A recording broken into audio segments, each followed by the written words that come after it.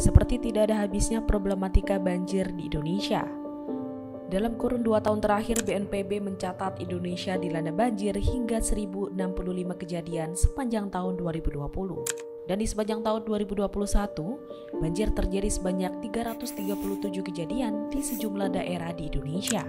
Mengawali tahun 2020, Indonesia disambut dengan banjir bandang terbesar sejak 1866. Tepat di tanggal 1 Januari, banjir melanda 158 kelurahan di DKI Jakarta.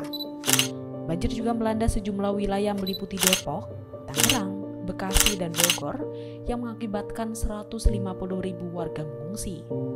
Hal serupa juga terjadi di awal tahun 2021.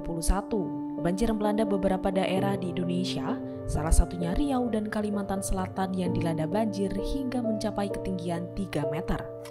Kondisi geografis Indonesia yang didominasi oleh perairan dan tingginya curah hujan serta sistem drainase yang buruk ditengarai menjadi penyebab terjadinya banjir yang berulang. Mungkin Indonesia perlu menyoroti beberapa mitigasi bencana banjir dari mantan penjajahnya, seperti Belanda dan Jepang yang berhasil terbebas dari bencana banjir. Jepang sebagai negara dengan tingkat potensi bencana alam yang tinggi memiliki metode khusus untuk menanggulangi banjir. Jepang memiliki proyek infrastruktur terbesar yaitu pembangunan tangki bawah tanah yang dikenal dengan saluran pembuangan bawah tanah kawasan metropolitan. Tangki ini memiliki 5 ruang silindris dengan tinggi 70 meter yang terhubung dengan terowongan dengan jarak 6,3 km. Nantinya air hujan akan memasuki ruang silindris dan ditampung di penampungan akhir yang memiliki 59 tiang raksasa. Drainase ini mampu memompa air hingga sampai ke pelabuhan Tokyo dengan kecepatan 200 ton air per detik. Dengan begitu Jepang mampu terhindar dari bencana banjir.